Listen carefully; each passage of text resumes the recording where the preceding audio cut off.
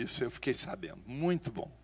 Mas eu quero hoje continuar pensando com a igreja sobre um dos assuntos mais intrigantes, um dos assuntos mais polêmicos, um dos assuntos mais difíceis nos dias atuais. Igreja. Parece simples, nós estamos numa igreja, ou fazemos parte de uma igreja que, ao longo dos anos, décadas, nós, igrejas batistas de renovação espiritual, temos mantendo uma postura. Aqui e acolá você vê um desvio, alguma coisa ou outra, mas somos uma igreja que tem se preocupado muito com a sã doutrina. E quando olhamos para a igreja, nós não podemos olhar a igreja para os momento em que nós vivemos, apenas. Quando nós pegamos a nossa vida, vamos tomar como exemplo isto. Pegamos a nossa vida e nós pensamos nas nossas vidas apenas aqui e agora. Nós deixamos de fazer relações com a história. O que eu sou hoje é resultado de uma história que se passou. Uma história vivida. De igual forma, a igreja de hoje, ela é resultado de uma história, um processo que vem se desenrolando, se desenvolvendo ao longo dos anos, das décadas, dos milênios. E é preocupante? É. Porque nós paramos neste mês de junho, e vamos entrar em julho, já estou avisando, pelo menos uns 2 semanas em julho, para concluir o raciocínio sobre o tema que eu quero jogar hoje, é igreja versus igreja. Alguns anos atrás, eu estava participando de uma reunião em Londres e havia alguns pastores, e eu não sei se você sabe, mas muitas igrejas na Inglaterra se transformaram em templos antiguíssimos, de 200, 300 anos atrás, construções belíssimas, estruturas fantásticas. Muitos desses templos foram transformados em muitas coisas, biblioteca pública, bares, boates, lojas de conveniência, templos imensos. Eu conheci algum deles. E eu e você, nós sabemos que na história a igreja na Inglaterra viveu um dos maiores avivamentos que a história da igreja registra. E conversamos com alguns pastores, e o meu pastor, falecido no último dia 3 e sepultado agora no último dia 20, foi perguntado a ele: Pastor Boyd, a igreja na Inglaterra vai acabar? Vai morrer? E nós, naquela reunião de pastores de várias nacionalidades, ele disse: a igreja na Inglaterra não vai morrer, nunca. Porque na Inglaterra existem muitos homens como aquele animal que enterra sua cabeça na terra. Todos nós entendemos. Todos nós entendemos que a igreja não morreria, porque muitos cristãos na Inglaterra colocam as suas cabeças na terra em oração, clamando pela vida da igreja. Isso tem faltado à igreja. Isso tem faltado ao povo de Deus. Nós oramos por nós. E eu faço logo uma crítica. O nosso culto normalmente é muito centrado na pessoa humana. O nosso culto é centrado na pessoa do homem. O nosso culto ao longo da história tem se transformado num culto antropocêntrico. Vou falar disso daqui a pouco. Por quê? Quando nós olhamos para a vida do homem e o nosso culto se torna as necessidades do homem, nós, ainda que a gente não perceba, nós estamos sim fazendo algo que nós descobrimos não ser o melhor para ser feito. Mas uma das coisas que nós descobrimos, e eu quero retomar alguma coisa do que falamos na última semana, no último domingo. O que é a igreja? Primeira coisa, a igreja é a revelação visível de Cristo. Aquilo que nós fazemos, eu, corpo, nós, corpo de Cristo. A Bíblia diz que nós somos o corpo e Ele é o cabeça. A pergunta é, Deus está preocupado com o que está acontecendo na igreja dele, no outro lado do mundo? Quando muitos, milhares, estão sendo mortos. É a igreja dele lá, é o corpo dele lá.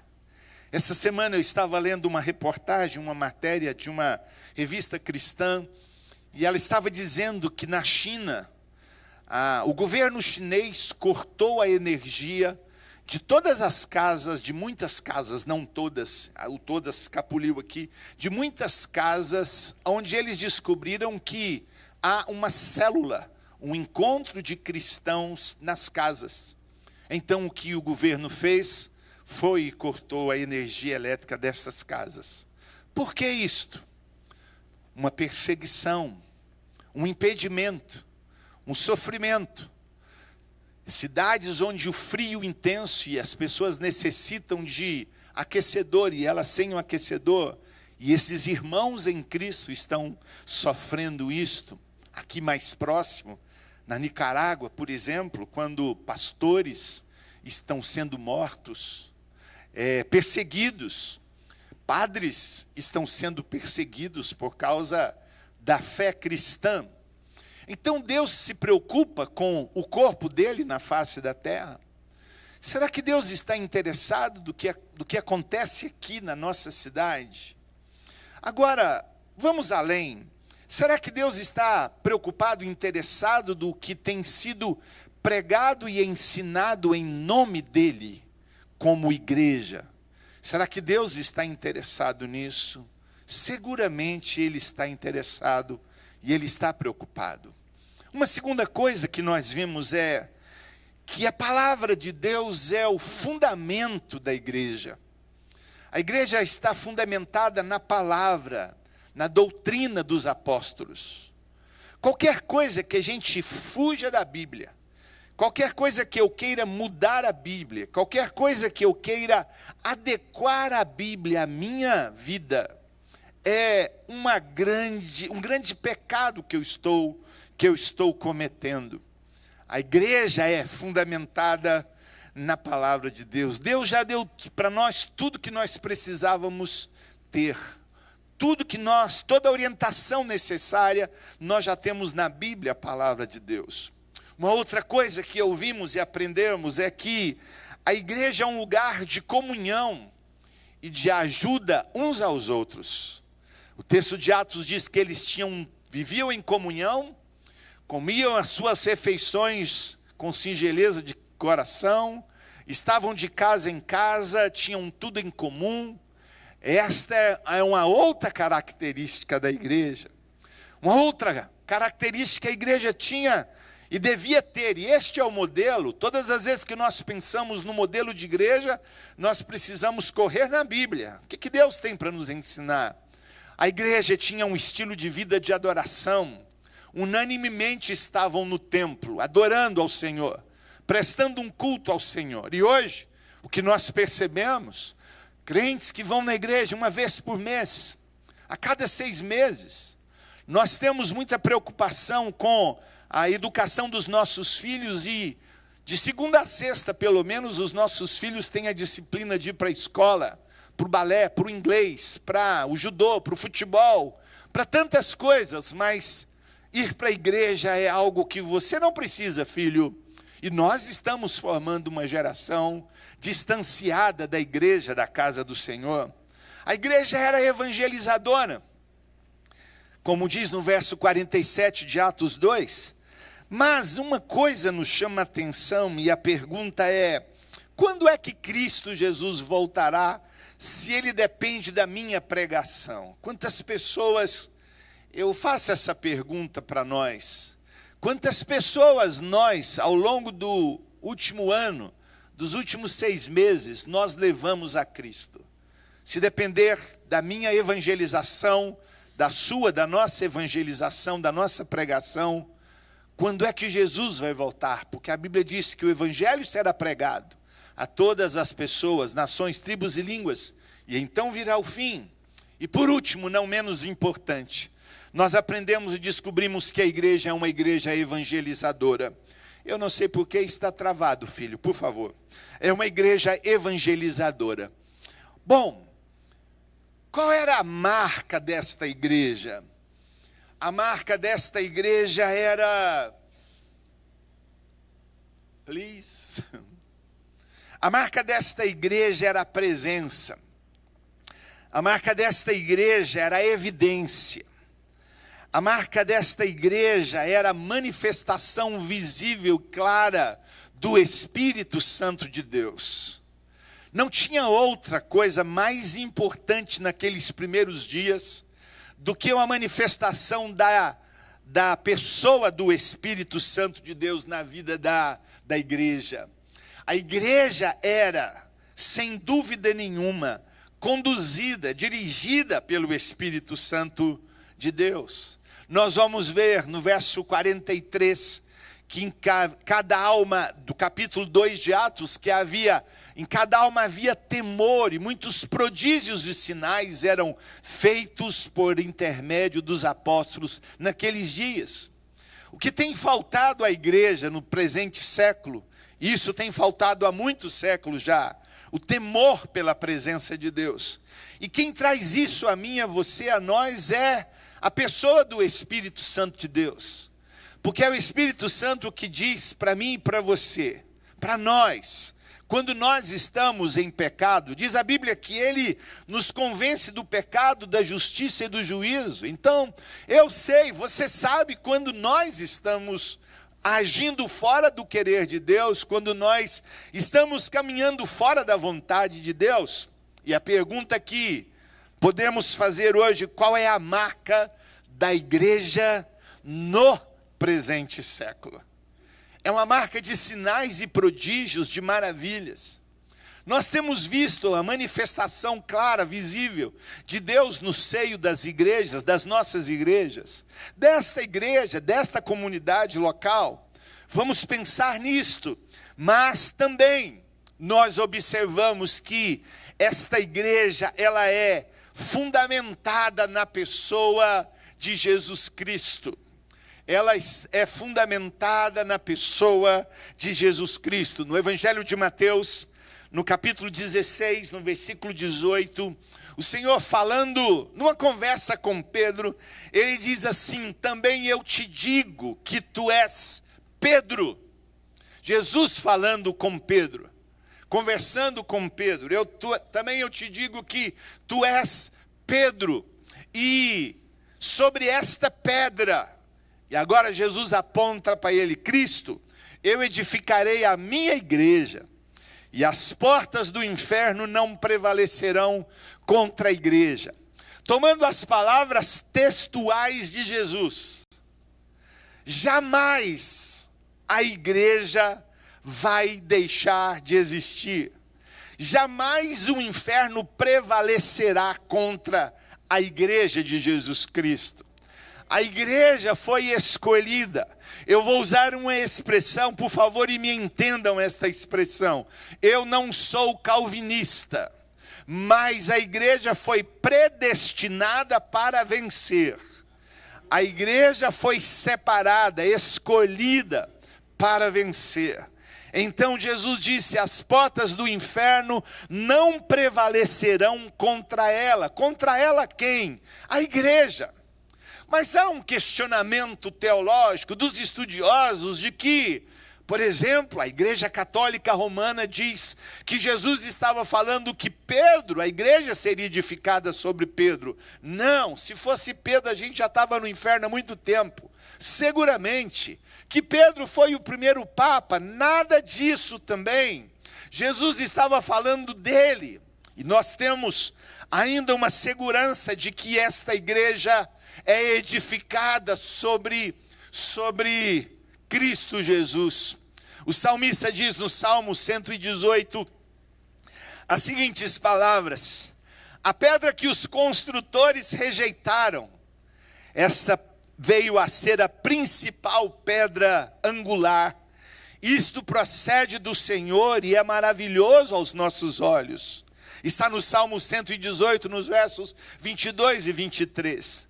Jesus pega estas palavras dos Salmos, do Saltério, e agora Jesus, no seu discurso, falando aos escribas, aos fariseus, aos contrários à mensagem do Evangelho, Jesus se volta para aquela gente e diz assim: nunca lestes nas Escrituras? E ele repete o salmista, dizendo: a pedra que os construtores rejeitaram, essa veio a ser a principal pedra angular.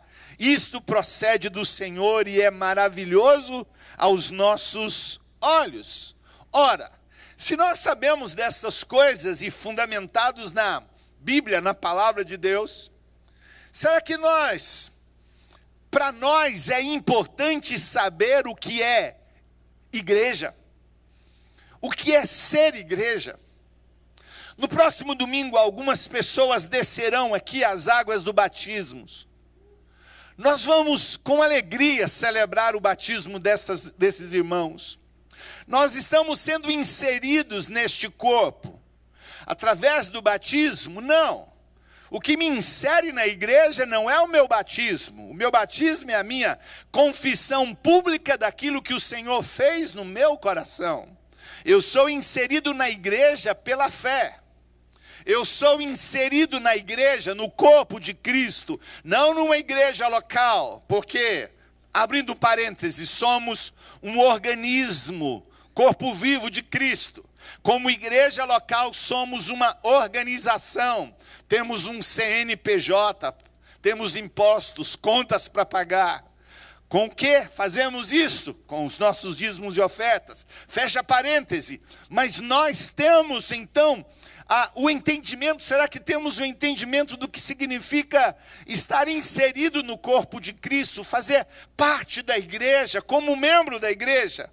De novo, deixe usar a ilustração tomada. Será que o Senhor se importa quando um membro deste corpo, lá na China, está sendo perseguido? Quando um outro membro deste corpo, lá na Nicarágua, está sendo assassinado e morto por um governo ditador? Será que Jesus, cabeça desta igreja, está preocupado e se importa com estas coisas? Mas uma das coisas que eu descubro é que Cristo é o fundamento da igreja. Ele é o fundamento, a pedra fundamental da igreja, a rocha, o alicerce. Eu não construo nada sobre areia, eu construo sobre rocha. E essa palavra pedra significa rocha. Jesus é a pedra angular, a pedra que os construtores rejeitaram. E a característica da pedra angular é que ela se adequa a qualquer espaço, a qualquer ambiente, a qualquer tipo de necessidade. Esta é uma característica. Uma segunda coisa que nós descobrimos é que a centralidade do Evangelho é Cristo.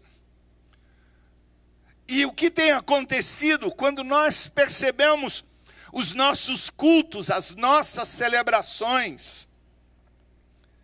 Nós temos tirado Cristo do centro. Jesus não é mais o centro. A adoração não é centralizada ou centrada em Cristo.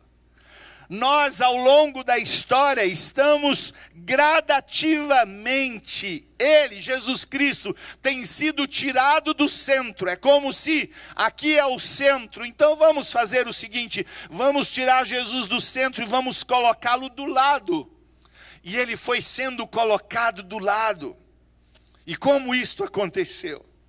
Ao longo da história, através dos movimentos sociais e filosóficos, especialmente a partir do século XV, trouxeram o homem para o centro. Trouxeram o homem para o centro, o homem passou a ser o centro. Jesus não é mais o centro de tudo é o homem. Observem as nossas canções, observem as nossas músicas. Eu, meu, somente meu, para mim. Nós temos uma canção em que aquilo que Deus faz ou aquilo que Deus deveria fazer, a forma como Deus age ou como Deus deveria agir, não é em favor do universo, mas em meu favor. E por favor, vai uma crítica a nós mesmos. A última canção que cantamos há pouco, durante dízimos e ofertas, observe quanto nós temos nessa canção.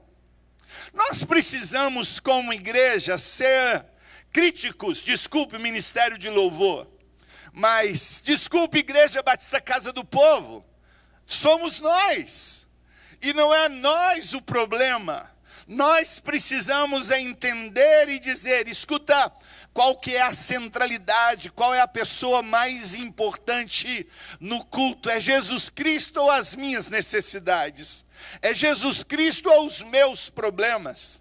Quando venho ao culto, saímos de casa e viemos para o culto nesta noite, por que o fazemos? Viemos para quê?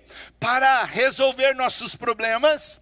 Viemos aqui para pagar as nossas contas amanhã, os boletos vencem, e eu vou lá em Jesus, e Jesus, eu vou te dar um culto hoje, eu vou na igreja hoje, porque amanhã tenho contas para pagar, mas não tenho dinheiro, ou porque estou doente, preciso ser curado, alguém da minha casa e família está enfermo e eu preciso da cura deles, ou saímos da nossa casa e dirigimos a este lugar de celebração,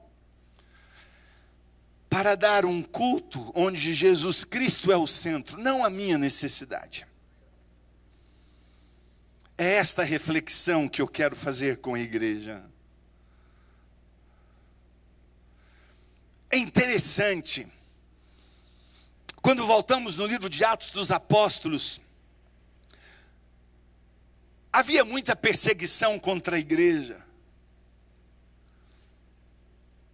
Quando Pedro e Silas foram presos, chicoteados, Paulo e Silas foram chicoteados,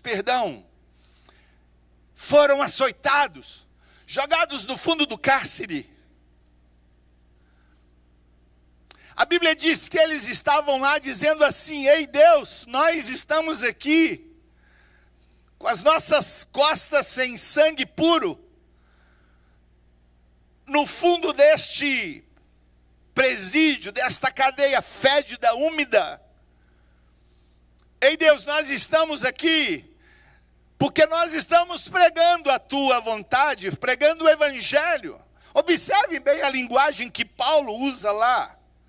Ei Deus, nós estamos aqui neste lugar, e nós estamos aqui porque nós estávamos pregando a tua palavra. Não é justo que a gente esteja aqui. Tenha misericórdia de nós, tenha compaixão de nós. Olha só a palavra de Paulo e Silas lá. Não, essa palavra é minha, porque o texto diz que eles louvavam e adoravam ao Senhor. A centralidade do evangelho de Paulo não era ele ou Silas. A centralidade do evangelho era a pessoa de Jesus. Eles estavam ali. E a Bíblia diz que eles louvavam e adoravam ao Senhor. E eu não sei, eu acho que eles cantavam o Salmo 138. Eu acho. Era alguma coisa do tipo. Pode ler aí o Salmo 138. Eu te louvarei, Senhor, de todo o meu coração. Eu acho que eles cantavam esta canção. Talvez a melodia fosse outra.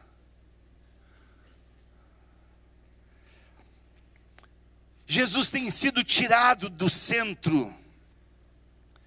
E o homem foi colocado no centro. O nosso culto se tornou antropocêntrico, homem cêntrico, centro. O homem se tornou o centro. Quando nós temos este pensamento, Nós temos uma mudança de pensamento na cultura, nos valores. Naturalmente nós passamos a ter homens ensimesmados, nós passamos a ter homens com algumas características muito malignas. Alguns homens se desviaram da verdade. Quando lemos a primeira, a segunda carta de Paulo a Timóteo, quando lemos a carta de Paulo a Tito, por exemplo, nós vamos ver Paulo nos advertindo sobre o que os homens do final dos tempos fariam, e as coisas mais absurdas estão narradas neste texto, e foram escritas lá no primeiro século da era cristã, e passados 2000 anos, a palavra continua atual e verdadeira. Mas então agora temos uma necessidade. Nós temos um problema. E o problema não é apenas semântica. Não é. O problema é real, é fato. E você deve perguntar: pastor, por que a sua preocupação com isto? Porque uma das coisas mais cruéis e mais perversas dos dias de hoje, dia 25 de junho de 2023, uma das coisas mais perversas e cruéis que agem nos nossos dias, tem o nome de Ministério do Engano.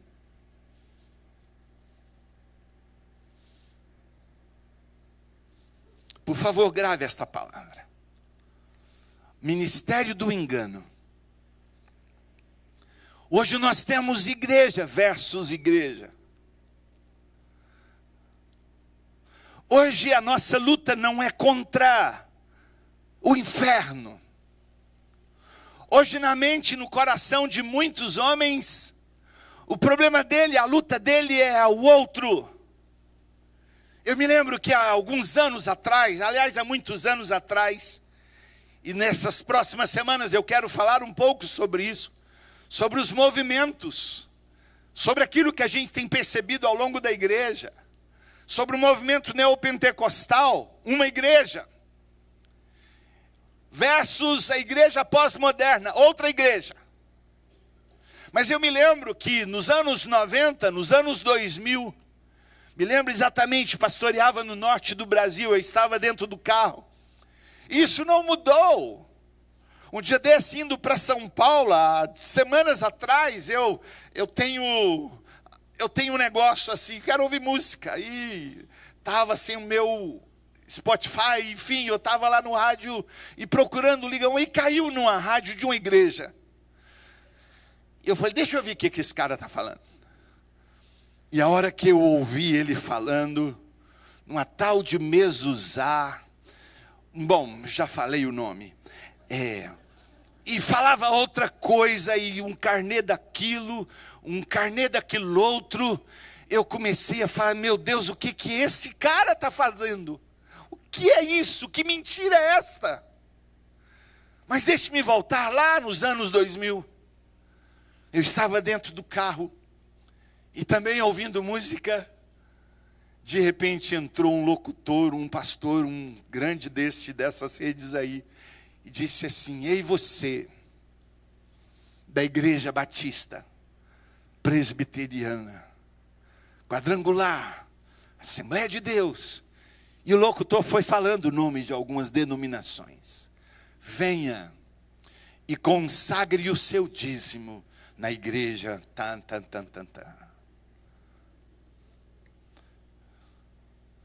Algo semelhante eu vi indo para São Paulo agora, semanas atrás. O que isso é importante para nós? Em que isso é importante para nós? João diz uma coisa, e eu posso pensar que o meu irmão ali do lado da outra igreja é meu adversário. Algum tempo atrás, há poucos tempos atrás, alguém ligou para um empresário da nossa igreja e disse, fulano, eu queria a sua ajuda para um projeto na nossa igreja. E essa ovelha veio falar comigo sobre isso. João diz assim, observe esta palavra: filhinhos, vós sois de Deus e tendes vencido os falsos profetas. Porque maior é aquele que está em vós do que aquele que está no mundo. Eles procedem do mundo, por esta razão, falam da parte do mundo, e o mundo os ouve. Nós somos de Deus. Observe que João está falando daquele que diz ser, mas não é. Daquele que diz ser verdadeiro, mas não é verdadeiro. João está dizendo, a Bíblia está dizendo que são falsos. E ele continua no versículo 6, nós somos de Deus. E aquele que conhece a Deus nos ouve. Aquele que não é da parte de Deus não nos ouve. Nisto, conhecemos o espírito da verdade e o espírito do erro. O ministério do engano, repito, irmãos, está agindo. Nós transformamos, observe, a centralidade do Evangelho.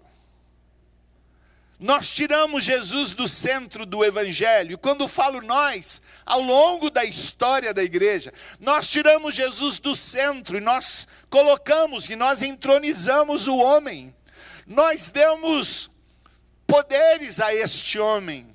Ao longo dos séculos, a palavra de Deus passou a ser arma de barganha.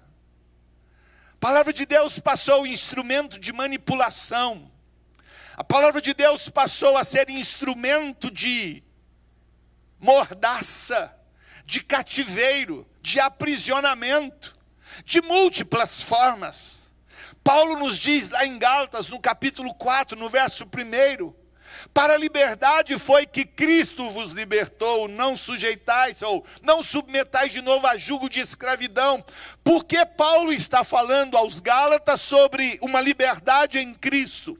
Porque naquele contexto os Gálatas estavam sendo atacados para que eles de alguma forma pudessem viver novamente o judaísmo.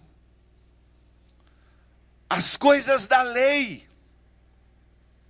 Aí nós dizemos, pastor, mas nós não temos mais isto hoje. Opa! Eu quero provar para você que nós temos isto.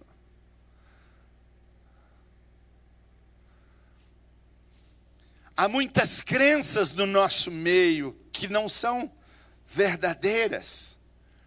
Será que está errado dizer e afirmar que nós sempre teremos o mal versus o bem, o falso e o versus o verdadeiro? Voltemos à antiga aliança. Nós vamos ver o texto falando literalmente do Israel de Deus, daqueles que eram de Deus e daqueles que não eram de Deus. Do Israel verdadeiro, ora, se há o verdadeiro, também há o falso. O texto diz que nós não somos do mundo.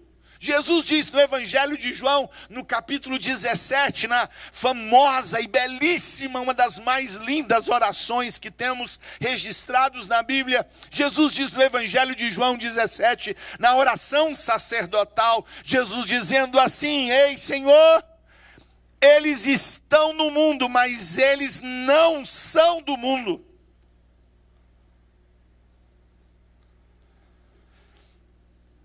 Ei, você que me ouve aqui nessa noite, você que é de Jesus, nascido de novo, você que um dia confessou Jesus como Salvador pessoal da sua vida, se você acha que você é do mundo, você está enganado. Jesus disse para mim e para você que nós estamos no mundo, mas nós não somos do mundo. É Jesus orando ao Pai. Que é uma outra coisa que nós sabemos e aprendemos com esta oração de Jesus, que o mundo nos odeia. Jesus disse assim, Pai, assim como o mundo me odiou, o mundo odeia eles também.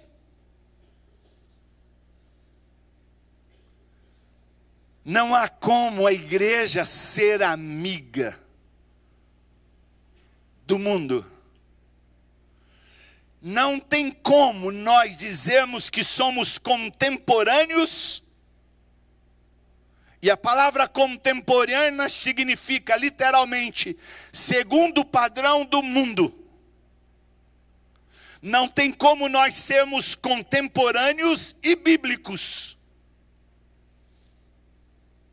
Se eu adoto uma postura contemporânea, uma das coisas que vamos ter que aprender a fazer é concessões.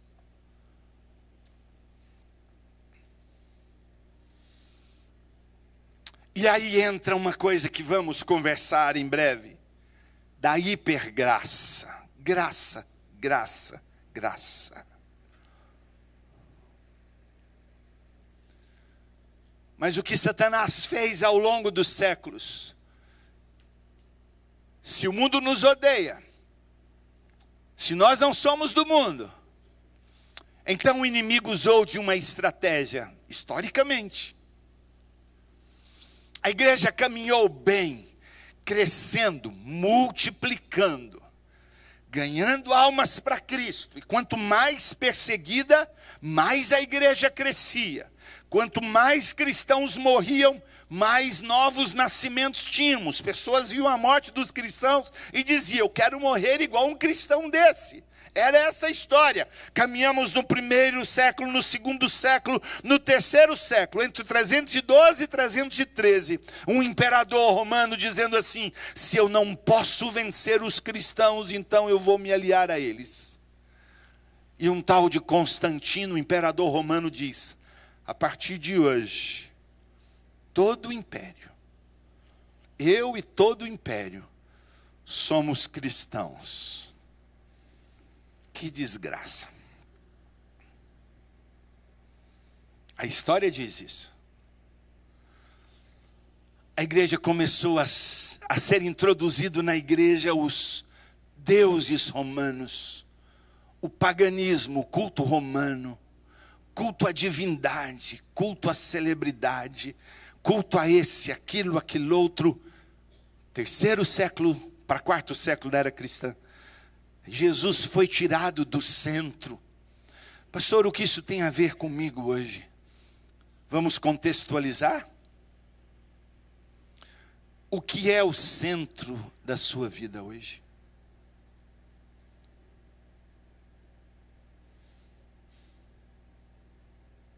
Qual é a pessoa mais importante da sua vida hoje? Esta semana, irmãos, eu ouço cada história. Vocês não têm noção. Vocês não têm noção. Essa semana eu estava atendendo um irmão, falando com ele. E ele dizia que estava vivendo uma crise terrível. Ele, com um bom dinheiro, ele estava num conflito muito grande entre o dinheiro ou a felicidade geral da nação. A felicidade geral da nação é a casa dele. Eu falei, eu botava fogo em todo o dinheiro. Quem é, ou o que é o mais importante nas nossas vidas? Quem é o centro do nosso culto? Constantino disse assim: eu não posso vencer a igreja. Porque os cristãos eram levados para as arenas, jogados na cova dos leões, serviam de espetáculo público. Os cristãos eram envoltos em piche e colocados para iluminar, queimando, vivos, queimando para iluminar os jardins e os palácios de Roma. As pessoas de fora viam isso e diziam assim: ei, eu quero morrer igual esse cristão, e a igreja mais crescia. Constantino disse: não, eu vou ser um cristão.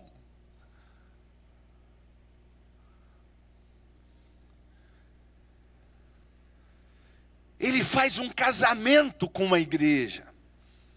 Ele se casa com uma igreja. É Estado agora, Estado, o império, Agora o império se torna cristão. Observem isto.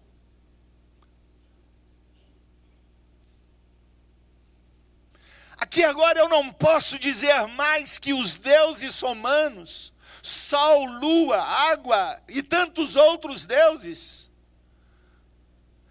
o misticismo dos cultos pagãos romanos, o culto aos deuses, às entidades, aos ancestrais, agora tudo isso é trazido para dentro da igreja.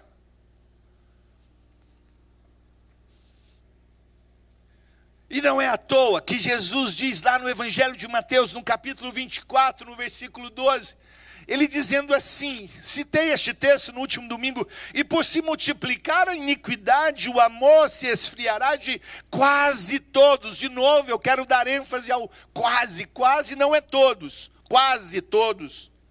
Aquele, porém, que perseverar até o fim, este será o salvo, e será pregado o evangelho do reino por todo o mundo, para o testemunho a todas as nações, então virá o fim. Observe que nós temos então uma história se desenrolando. Hoje no culto da manhã, minha filha deu um testemunho de como foi a forma sobrenatural, como Deus agiu no processo de cura da nossa neta, filha dela mais nova, a Rafaela. E depois saímos para almoçar, e quando estávamos almoçando, alguém brincou com o meu genro e disse assim: quando é que você vai dar o seu testemunho? E aí nós começamos a rir, porque ele tem um histórico complicado de pecado, de vida distante de Deus. Mas é maravilhoso ver o que era e ver o que ele se transformou. O homem que ele era e o homem que foi transformado agora. E continua num processo, é visível ver isso na vida de um homem. Mas uma das coisas que nós precisamos entender é que se eu não tenho Jesus no centro da minha vida e da minha história, eu não serei transformado. Se a centralidade da minha vida é Jesus, e não as minhas próprias necessidades, e não os meus problemas, e não as minhas dores e mazelas, se Jesus não é a centralidade da minha vida, as coisas não acontecerão na minha vida.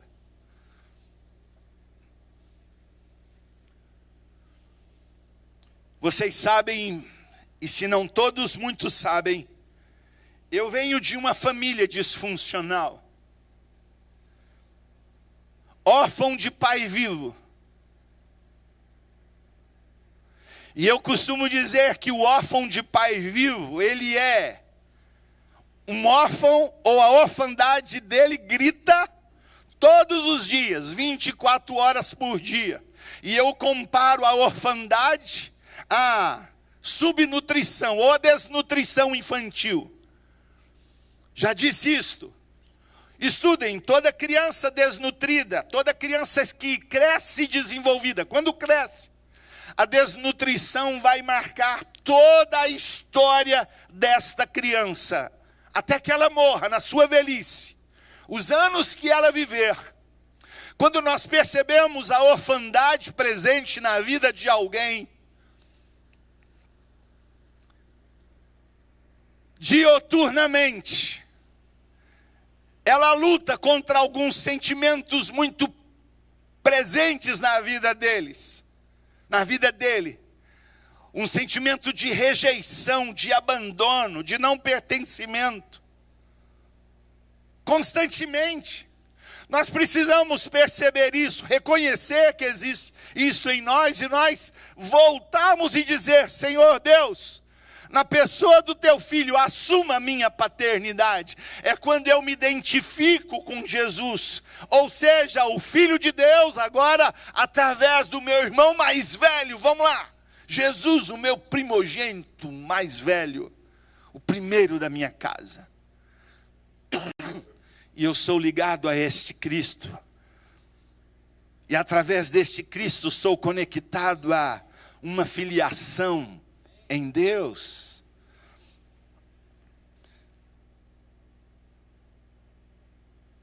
O amor está se esfriando.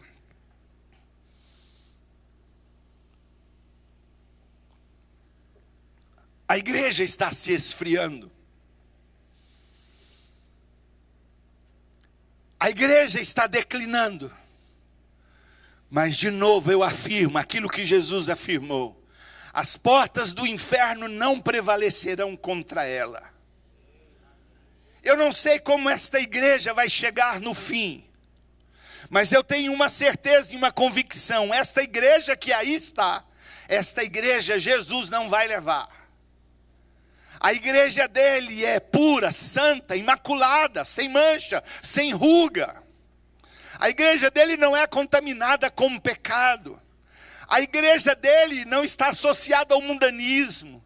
A igreja dele não está associada a práticas mundanas, pagãs. A igreja dele tem ele, Jesus, como centro na vida dela. Ainda que nós estejamos passando e vivamos grandes transformações e mudanças na forma de pensar, e repito, desde o século XV, há uma mudança de poder, e é isso que eu quero trazer quando pensamos igreja versus igreja. Há uma mudança de poder, a verdade de Deus passou a ser questionada. E não mais a verdade do evangelho, mas agora é a verdade do homem. Daí alguns se levantam e dizem assim: não é isso bem, não é bem isso que a Bíblia está dizendo. Deus deixou de ser verdade. A Europa até o século XVI, século XVII, a verdade que prevalecia no pensamento da comunidade europeia, no velho continente, dali para o mundo, e nós sabemos disso, que as grandes transformações sociais, revoluções sociais aconteceram na Europa, mas o modo de pensar era dominado por um formato de Deus, o cristão, o cristianismo prevalecia. A forma de pensar, mas a partir dos modelos que surgiram, dos modelos filosóficos, humanismo, iluminismo e tantos outros, a história foi transformada. Então agora não é mais Deus, agora é o homem é o centro do universo. E aí você diz assim: pastor, eu queria ouvir sobre batismo no Espírito Santo, eu queria fogo do céu descendo, eu queria sentir aqueles arrepios aqui na igreja, eu queria essas coisas na igreja. Irmãos, a igreja está morrendo justamente por isto, morrendo entre aspas.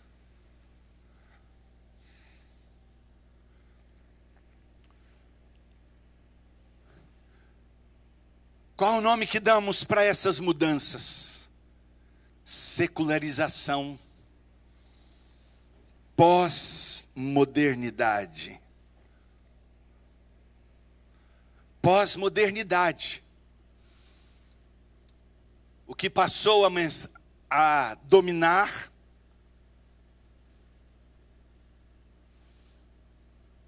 o dinheiro. Pastor, espera aí, dinheiro. O dinheiro passou a ser o negócio. A motivação do culto passou a ser o homem. Se a centralidade do poder estava em Deus, agora com as mudanças, a gente poderia falar de história aqui, muito de história, então eu estou sendo muito objetivo. Nós poderíamos falar sobre as transformações do século XV, XVI, XVII, até o século XIX, e agora em pleno século XXI. Mas o fato é que tiramos Deus do centro, a verdade de Deus deixou de ser a verdade principal, a coisa mais importante. E nós homens, igreja, corpo de Cristo na face da terra, começamos a dar atenção para aquilo que era meramente humana, o dinheiro. Então aí nós começamos a pensar em algumas coisas. Por exemplo, leve um copinho de água ungido para sua casa e você será curado.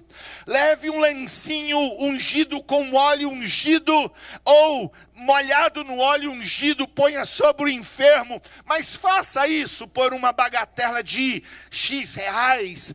Traga 10 que o Senhor vai te dar 100. Traga 100 que o Senhor vai te dar 1000. vidrinhos de óleo. E olha que esse negócio de óleo é sério. Hoje pela manhã nós ungimos alguns enfermos, mas ninguém aqui está vendendo óleo. Ninguém aqui está negociando dinheiro.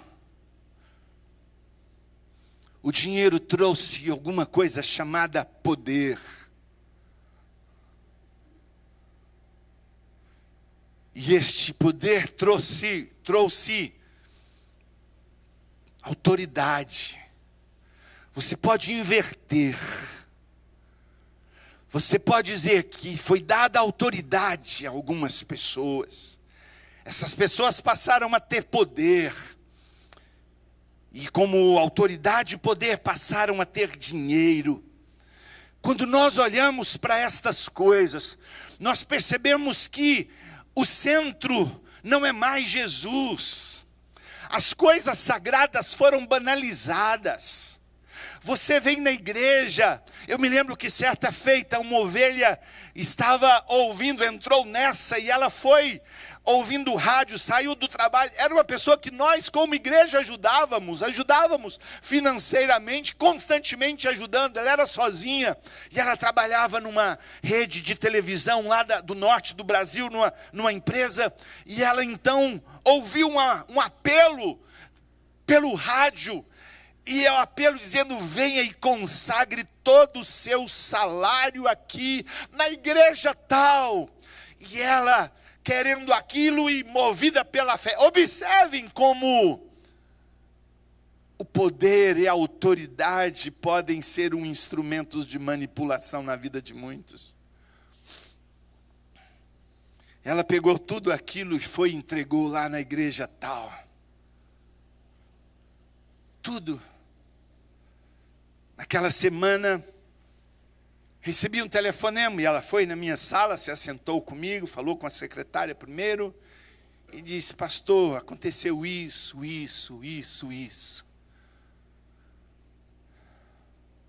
Não tinha como pagar aluguel, não tinha como comer, não tinha como pagar o transporte.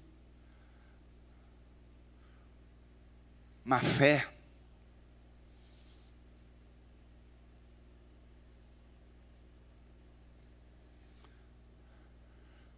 São os movimentos chamados neopentecostais.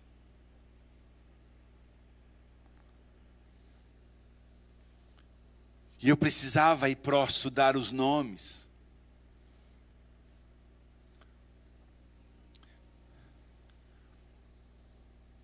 E é um movimento muito forte. Muitas pessoas saíram das chamadas igrejas históricas nos últimos 20, 30 anos. Quais são as igrejas históricas? Batistas, presbiterianos, as igrejas mais conservadoras. E migraram para estas igrejas. Olha, descobrimos o ouro. Lá Deus faz. Meus irmãos, ao longo do meu ministério, eu vi muitos pastores de muitas igrejas, batistas, presbiterianos, assembleianos, de várias denominações, rompendo com as suas denominações de origem e adotando um modelo neopentecostal de prosperidade, de riqueza, de poder, de autoridade. Vários pastores. E vários destes caíram em desgraça com as suas comunidades. De igual forma, hoje tenho visto muitas e não poucas igrejas adotando o modelo pós-moderno. A história se repete. O personagem é o mesmo de outrora, neopentecostal. E agora ele é travestido, ou ele veste uma nova roupa. Ele coloca uma roupa nova, uma roupa de pós-modernidade, mas o monstro é o mesmo. Eu tenho visto muitas igrejas hoje, boas igrejas, adotando o modelo pós-moderno, contemporâneo. Eu creio que Jesus tem uma resposta para nós. No Evangelho de João, no capítulo 6, uma das coisas, um dos discursos mais pesados, um dos discursos mais duros que Jesus pregou durante o seu ministério, se não o mais difícil de todos, o mais pesado, confrontador, mas que começa com muita graça e misericórdia. E uma das coisas que nós percebemos claramente neste texto, por favor, se você puder abrir a sua Bíblia, não vou projetá-lo aqui. Observe bem uma coisa, Jesus está com a multidão, muitas coisas estão acontecendo, ele prega o Evangelho, milagres e sobrenaturais acontecem através da vida de Jesus. E agora no capítulo 6 de João, e olha, são muitos versículos, são 71 versículos. Versículos 1 e 2, dizendo: depois destas coisas, atravessou Jesus o mar da Galileia, que é o de Tiberíades. Seguia-o numerosa multidão, porque tinham visto os sinais que ele fazia na cura dos enfermos. Aquelas pessoas estavam em busca de respostas. Aquelas pessoas tinham necessidades. E eles encontraram a verdade. Hoje, de igual forma, as pessoas têm necessidades. As pessoas procuram a igreja, primeiramente por causa das suas necessidades. E elas não estão erradas em procurar uma igreja por causa das suas necessidades. Ora, se eu estou doente, eu vou buscar quem? Um médico. Se eu tenho uma necessidade espiritual e sei que tem problemas, eu sei que a igreja é a resposta de Deus. Por quê? Porque a igreja é a manifestação visível de Cristo na terra. As pessoas olham para a igreja dizendo: eu estou vendo Jesus ali. Ali eles adoram a Deus, eles adoram a Cristo Jesus. Ora, mas se você entra nesta igreja e eu começo agora a dizer: olha, este copinho de água foi ungido, este copinho de água foi santificado, os tantos apóstolos oraram por ele, nós fizemos isso, aquilo, aquilo outro, você vai pagar R$100 por um copinho de água desse. Que porcaria é essa afinal? Mas você vai ser curado. Um homem desesperado que entrou aqui, um homem doente, alguém que está com um filho, a esposa ou marido com um câncer terminal, um casamento que está falido. Olha a negociata.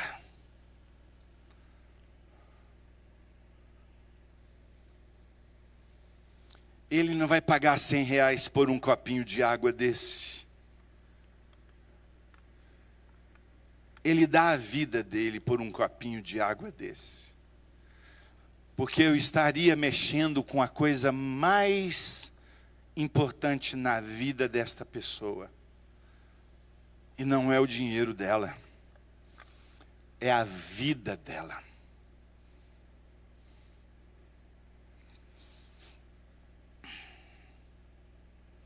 As pessoas procuraram Jesus. Em momento algum, você vai ver Jesus negociando, manipulando, pedindo coisas às pessoas. Jesus disse assim: de graça recebestes, de graça, o quê? Dai.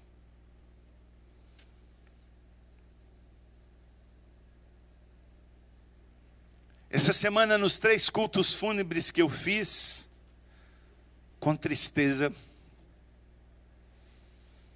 eu ouvi alguém dizendo assim: obrigado, pastor, nos 3. Obrigado, pastor. Obrigado, pastor. E eu perguntei: por que obrigado? Eu estranho algumas coisas ainda hoje. Obrigado pela sua educação. Eu vou visitar alguém no hospital e alguém diz: pastor, obrigado pela visita. Eu digo: peraí, a minha vida é isso. Eu vivo para isso.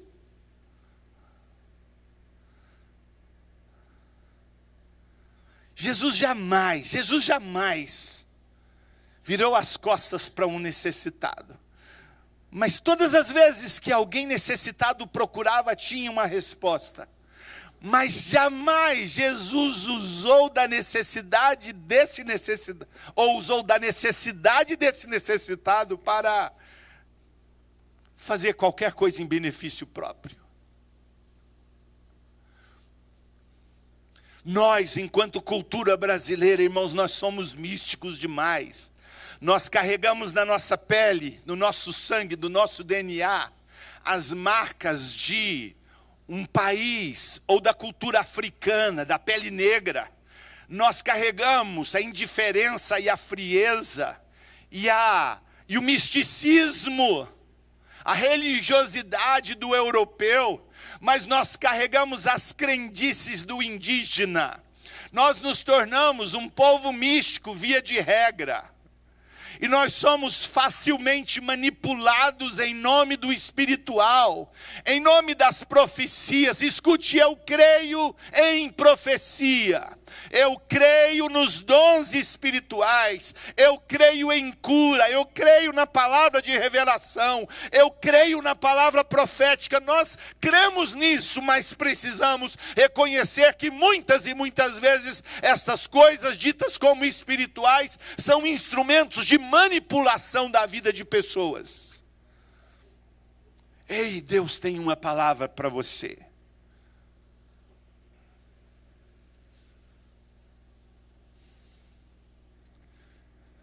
E eu costumo brincar dizendo: não precisa mandar recado não. Não precisa falar o que é que Deus falou para mim, não. Porque tem uma coisa que eu aprendi, é que você não pode ser o menino de recado. Se Deus fala com você, fala comigo. Então uma hora aí fala: Deus fala com o pastor, então Deus vai falar comigo. Eu acho que todo crente deveria ser assim. Posso te ouvir, mas não vou seguir você. Eu não sou burro, não sou besta. Ora, se Deus fala com você, e você diz: Deus me falou, então pronto, qual a diferença que existe entre você e eu? Deus fala comigo. Deus fala com você. Fala aí para a pessoa: Deus fala com você. Você pode até não querer ouvir. Por exemplo, agora Deus acabou de falar com você.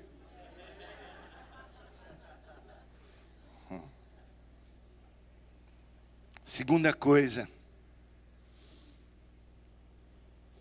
Jesus e a igreja se compadece. Ela se compadece. E eu observo que, eu não vou ler para a gente ganhar tempo. As pessoas estavam ali, de repente, tinha necessidades. As pessoas apresentaram as suas necessidades, como vemos 2 versículos primeiros, e agora elas têm necessidade, e estavam lá reunidos a multidão, e agora, o que nós vamos fazer? E Jesus pega e fala assim: mande que as pessoas se assentem em pequenos grupos. Irmãos, se fosse nos dias de hoje, uns caras aí, e a palavra bonita da moda agora não é dízimo e oferta.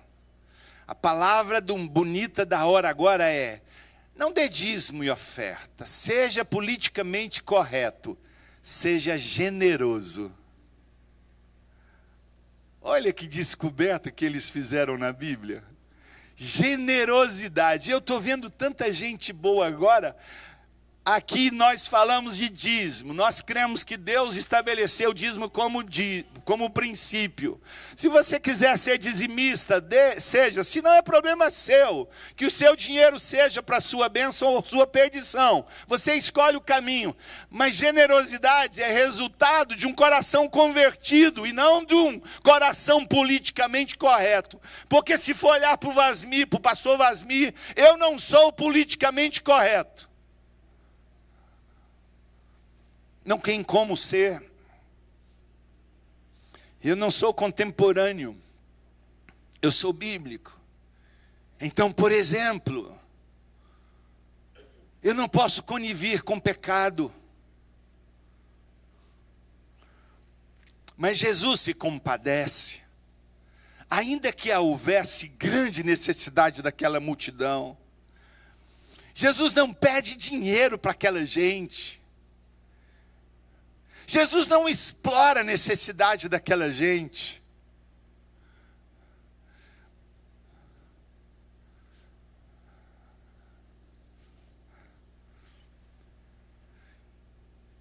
Jesus não faz isto.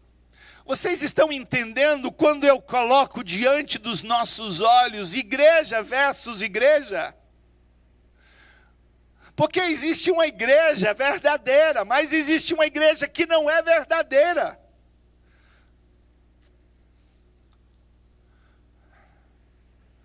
Jesus multiplica pães e peixes e ele farta, alimenta uma multidão necessitada, sem pedir nada, absolutamente nada dessa gente. Mas vamos lá, o que nós faríamos em último caso, terceiro ponto que eu quero concluir. Jesus multiplica pães e peixes, alimenta aquela gente. Irmãos, vão lá brincar, rapidinho. Vamos admitir, em nome de Jesus veremos isto ainda, mas me ajudem a permanecer em mim, tá? Irmãos, entra um aleijado, um paraplégico, um tetraplégico aqui. Vamos lá. Vamos exercitar a nossa fé agora. Vamos fazer isso aqui agora. Um exercício de fé. Entra um paraplégico aqui. Eu já vi isso acontecer. E aí o Vasmir ora, ou o Yuri ora, ou o pastor Luiz, ou o Gesiel, que Gesiel gosta desse negócio de cura, ou a Dani Oshizal e o Renato, ou a Maria Inês, que ama esse negócio de orar por enfermo. Vamos lá! Entrou essa pessoa aqui, que em nome de Jesus Deus faça isso. E eu oro por ele. E esse cara sai correndo por esses corredores. Irmão, o que você pensaria de mim? Meu pastor, se eu sou seu pastor, meu pastor é o cara. Sim ou não? Minha fama ia correr. Vocês, os influencers aí, daqui a pouco, milhões de seguidores. Pastor ora por tetraplégico e ele sai correndo no meio da igreja. Olha só a manchete. Eu oro para que Deus me dê graça. Não para mim. Ele. Olha só o que fizeram com Jesus, verso 14 e 15. Esses dois eu vou ler. Jesus multiplica, alimenta aquela multidão. Vendo, pois, a igreja batista do povo e todos os influencers do século 21. Os homens, o sinal que Jesus fizera, disseram. Olha só. Este é verdadeiramente o profeta que devia vir ao mundo. Não era só um homem, agora é o profeta que devia vir ao mundo. O cara. E Jesus era. E veio. Qual foi a atitude de Jesus? Sobe num lugar mais alto. Ele estava lá no meio do povo. Ele sobe num lugar mais alto e agora bate no peito e diz assim: ei! Eu sou o cara. O verso 15 diz assim, coloca, filha, por favor. Sabendo, pois, Jesus, que estavam para vir com o intuito de arrebatá-lo, para o proclamarem rei. retirou-se novamente sozinho para o monte. Esse é o Jesus que a gente serve. Este é o Jesus referência na minha vida. Este é o homem da simplicidade. Ele não manipulava a fé, não negociava as suas necessidades. Não. Ele disse para mim assim: você recebeu de graça dai.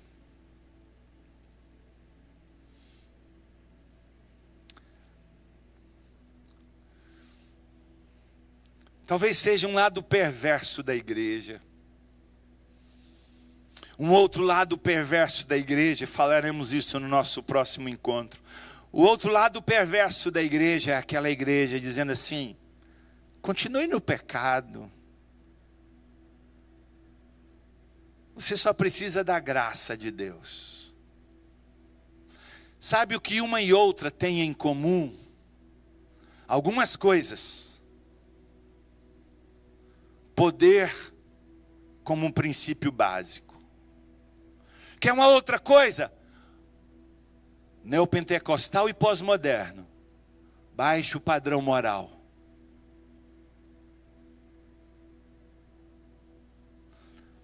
Onde o dinheiro domina, a corrupção está presente.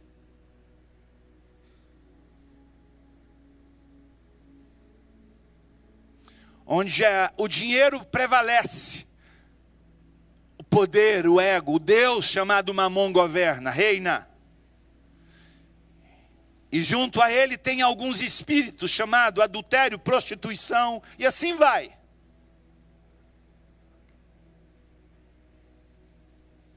Que igreja nós somos?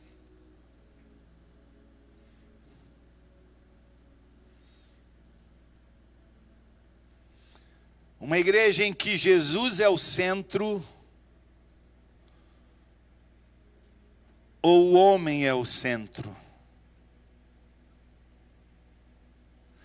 Sinto muito, mas eu não posso resolver o seu problema. Sinto muito, eu não posso e não tenho o direito de colocar desculpe usar essa expressão, mas é o que acontece muito hoje, um cabresto em você. Um freio como se coloca na boca do cavalo, para te governar e te dirigir. Não. Deus o fez um homem e uma mulher livre. Deus colocou em você, selou você com o Espírito Santo de Deus. Você é conduzido pelo Espírito Santo de Deus. E quando eu e você, quando nós estamos fora do caminho, a gente ouve um sonzinho intermitente assim, pip, pip, pip. Aquele sonzinho perturbador, sabe? Quem já ouviu esse sonzinho um dia aí? Não entra nessa rua, não entra nessa rua, não entra nessa rua, não faz isso, sai desse negócio, vai embora para casa, não sai de casa, qualquer coisa do tipo. Quem já ouviu um sonzinho desse? Não faz esse negócio, não casa com ela, não namora com ela, com ele, sai disso. Quem já ouviu um sonzinho assim?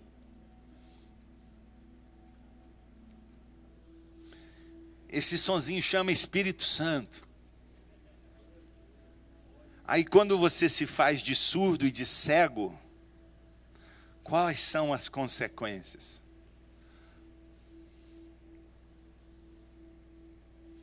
Seja Deus verdadeiro e todo homem mentiroso. Você pode ficar de pé? Que igreja você é?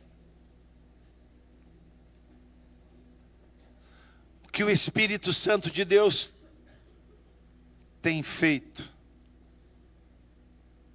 na sua vida? Quem conduz a sua vida? O seu eu ou o eu sou?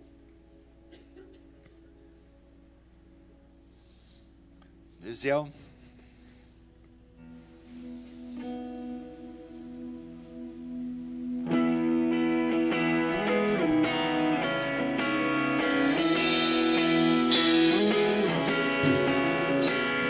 Levanto minha voz, não posso me calar. Preciso do teu poder. Dependo desse amor, sentindo sem viver. Ressuscita-me. Quero de novo te sentir, queimando como a primeira vez. Cheio do Espírito, te adorar. Me limpa, restaura, me aceita, Senhor. Cria em mim um coração que seja o teu lugar.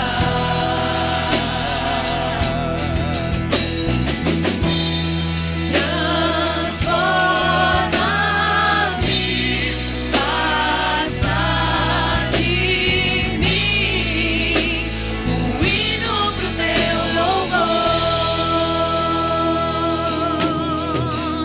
Levanto minha voz, não posso me calar.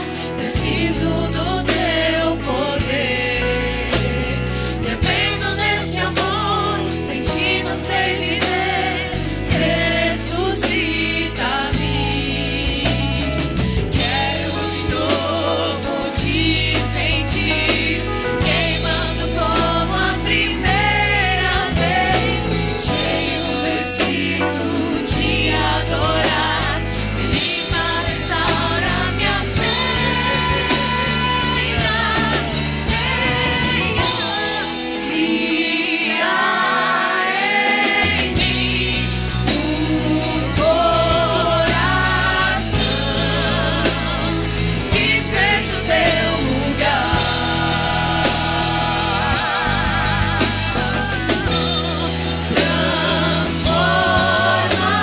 Transforma-me, faça de mim um hino pro teu louvor.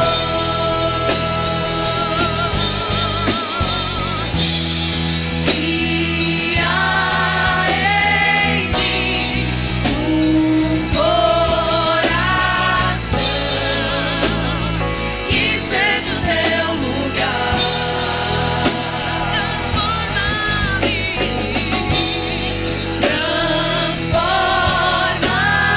Transforma-me, faça de mim um hino pro teu louvor.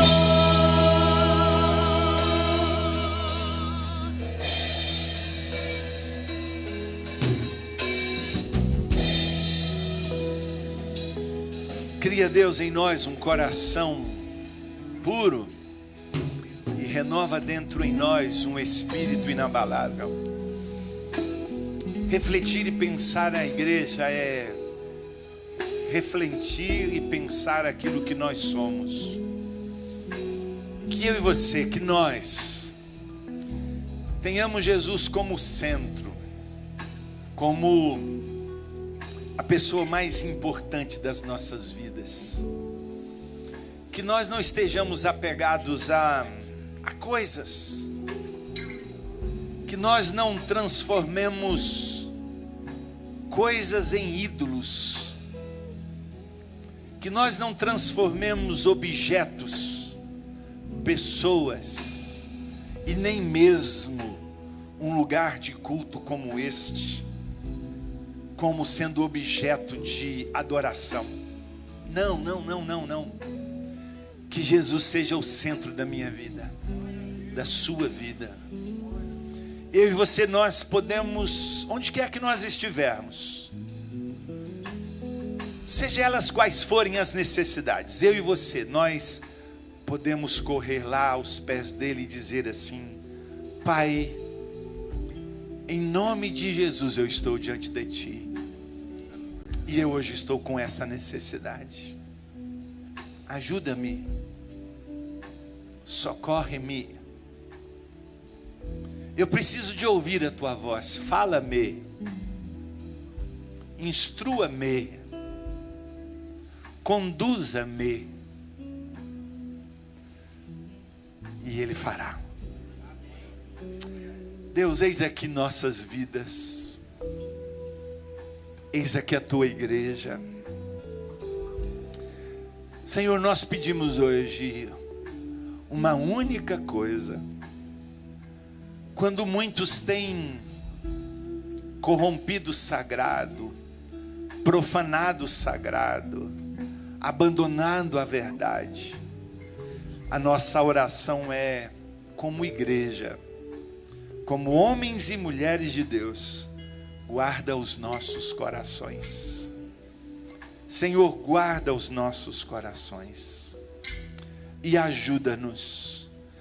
Guarda os nossos pés para não tropeçar em pedra. Livra os nossos olhos das lágrimas e livra nossa alma da morte, como o teu servo disse lá no passado. E nos abençoe. Nós oramos e te agradecemos. Dê ao teu povo uma semana plena, cheia da tua graça e do teu favor e da tua presença, Senhor. Em nome de Jesus oramos. Amém e amém. Sejam abençoados. Seja abençoada, igreja. Em nome de Jesus.